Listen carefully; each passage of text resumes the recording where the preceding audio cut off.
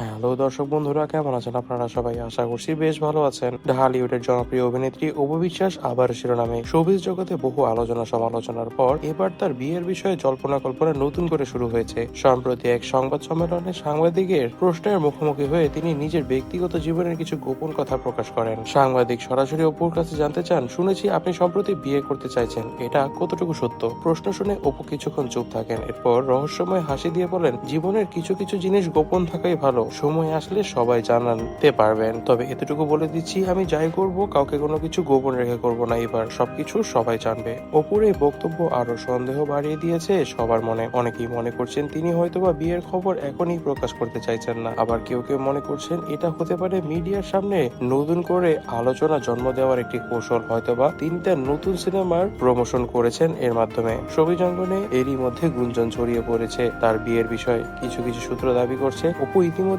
একজন ব্যবসায়ীর সঙ্গে ঘর বেঁধেছেন। অন্যদিকে কিছু ঘনিষ্ঠ বন্ধু জানিয়েছেন অপু এখনো নিজের ছেলে আবরাম খান জয়ের ভবিষ্যৎ নিয়ে ব্যস্ত। বিয়ের পরিকল্পনা হয়তোবা করবেন, কিন্তু এখন নয়, কিছুদিন পরে। ওর ভক্তরা সামাজিক যোগাযোগ মাধ্যমে নানা মন্তব্য করছেন। কেউ লিখছেন অপু বিশ্বাসের সুখী জীবন কামনা করি, আবার কেউ বলছে তার জীবনে নতুন করে কেউ এলে আমরা খুশি হব, কিন্তু তার বিয়ে বিষয়টা গোপন রাখার কোনো মানে হয় না। সাংবাদিকদের আরো একটি প্রশ্ন ছিল, আপনি ক্যারিয়ারের এই পর্যায়ে বিয়ের বিষয়ে ভাবছেন?